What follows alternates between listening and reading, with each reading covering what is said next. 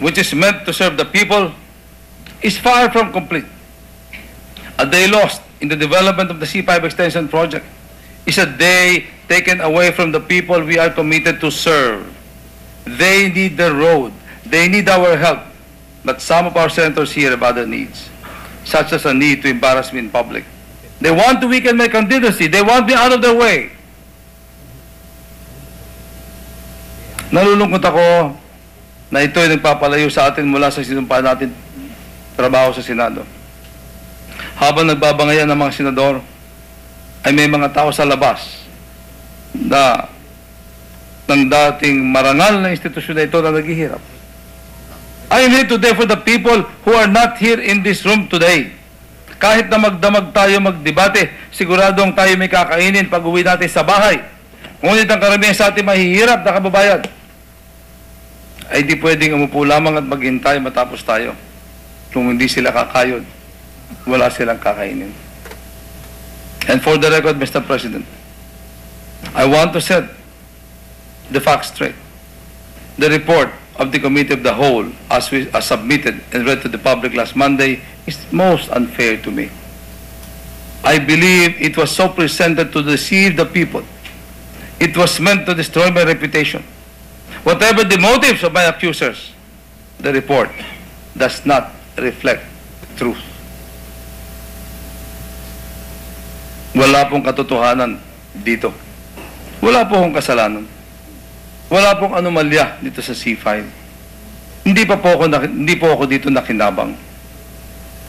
Sa mata ng Diyos, masasabi ko po yan na hindi ako nakinabang dito. Ito po yung magandang proyekto. Simula hanggang huli. Ang sinasabing investigasyon ay puno-puno ng politika. Lahat ng mga kalaban sa eleksyon ay nag-imbento. Sila nagluto ng isang kaso na kanilang pinalaki sa media. Nung binato nila to sa Ethics Committee at malamang hindi sakop ng ethics ito, nagluto ng special set of rules para sa akin lang at ini-apply retroactively in clear violation of our Constitution. Sila mismo ang nag-conduct ng hearings. Kung dati executive session, dapat, ginawa nila publiko para sa akin lang. An unprecedented 19 public hearings were staged to shame me. Napakaliwanag na pamumulitika lang. Gumawa sila ng kakaibang pamantayan para sa akin lang. At ng lahat ng saksi magsabi na wala akong kasalanan, nagluto na naman sila ng sariling desisyon. Lutong Macau lahat ito, Mr. President. Lutong Macau mula simula hanggang katapusan. Nung una, double insertion ng paratang. Nung makita hindi naman totoo at para sa dalawang proyekto naman pala yun, realignment naman. Yun naman ang banat.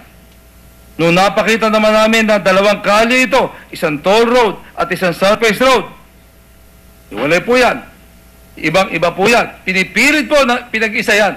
Subalit, nandiyan po lahat ng dokumento, 20 kalye yan, isang surface road at isang toll road. Yung isa may bayad, yung isa wala. Yung isa po nasa baba, yung isa elevated. Para po yung NLEX at saka MacArthur. Magkahiwalay po yan. Nung makita naman nung mapakita namin yan, overpricing naman. Nanganganak po talaga eh. Nung mapakita naman namin wala overpricing, conflict of interest naman. Napabulaanan ko yun.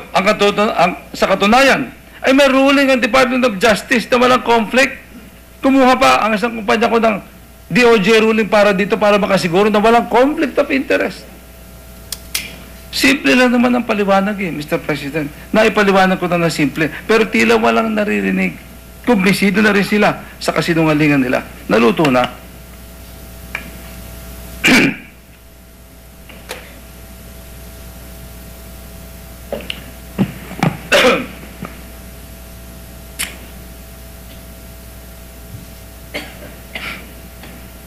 For the record, Mr. President, the C5 project is not just my own personal project, though it is one I am proud to be associated with, all of these controversies notwithstanding. This is a government This is a project of the government implemented through the Department of Public Works and Highways. Renamed the Carlos P. Garcia Avenue, the C5 road was conceptualized as early as 1946 and runs from Manila Bay, Malolos, Caloocan, Quezon City, Taguig, Pateros, Parañaque, Las Piñas, Cavite. It is a 51-kilometer-long thoroughfare starting from Manila Bay and goes full circle to end likewise in Manila Bay. Of the entire stretch, 32.5 are fully developed, covering Malabon, Caloocan, going all the way to Quezon City, Taguig, Pateros, Parañaque, Las Piñas. As I am an ardent supporter of the development, I have been pushing for the completion of this project. I have emphasized in the past that the C5 road extension would ease the worsening traffic problem common in the neighboring cities of Parañaque, Las Piñas, and Muntinlupa, as well as the nearby towns of Cavite. Kita po natin yung grabing traffic sa Coastal Road araw-araw. Kawawa naman po yung mga taga Cavite, Las Piñas, Parañaque. Araw-araw po, grabe ang trapiko. And I have lived in Las Piñas for most part of my life, and I can attest to this severe traffic. Hindi lamang po yun. Even on weekends, it is almost impossible to exit BF Homes via its two main gates, Alabang and Lopez gates, without experiencing at least 30 minutes of traffic. The Lopez gate, being nearest to the C5 extension, is under frequent gridlock due to a large number of vehicles passing through BF Homes, which itself straddles the cities of Parañaque, Las Piñas, and Muntinlupa. May I also add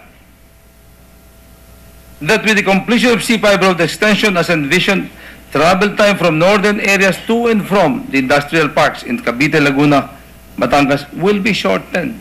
Maganda po sa komersyo to. This translates to fuel savings for motorists. For this reason, I propose an amendment in the form of additional budget amounting to 200 million for a certain portion of C5. The flyover to be constructed in the Cavite Coastal Road dahil mahalaga po na maikabit yan sa C5. And may I enlighten you fellow legislators that this is an additional amount to the budget of the same project,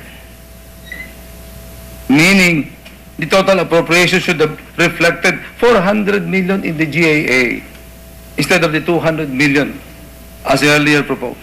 And for your information, the aggregate budget for the C5 is placed at 4.2 billion pesos. To this end, allow me to bring to your attention the declaration made by Attorney Yolanda Dublon, Director General of the Legislative Budget and Research Monitoring Office.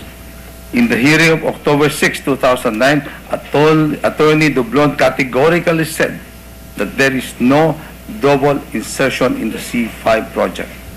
And again, I would like to repeat, reference is TSN of October 6, 2009, public hearing of the Committee of the Whole, pages 128 and 136.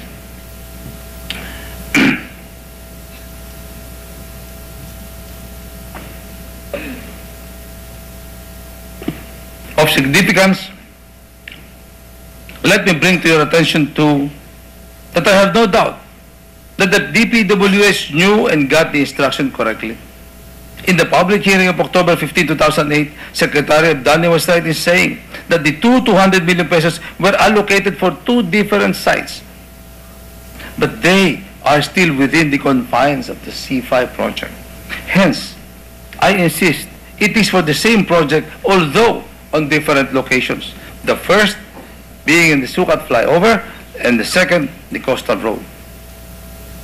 The double entry or insertion of the 200 million is not irregular because it covers two different, let me repeat, two different separate segments of the C5 project. Insertion per se or amendment, which is the appropriate parliamentary lexicon, is not illegal as it is the right commonly observed within the realm of policy making to allow lawmakers to adjust the proposed annual budget by introducing appropriate amendments with the public's welfare in mind. Wala po akong kasalanan, wala pong anomalya sa C5 project, at hindi po ako nakinabang. Politika lamang ito.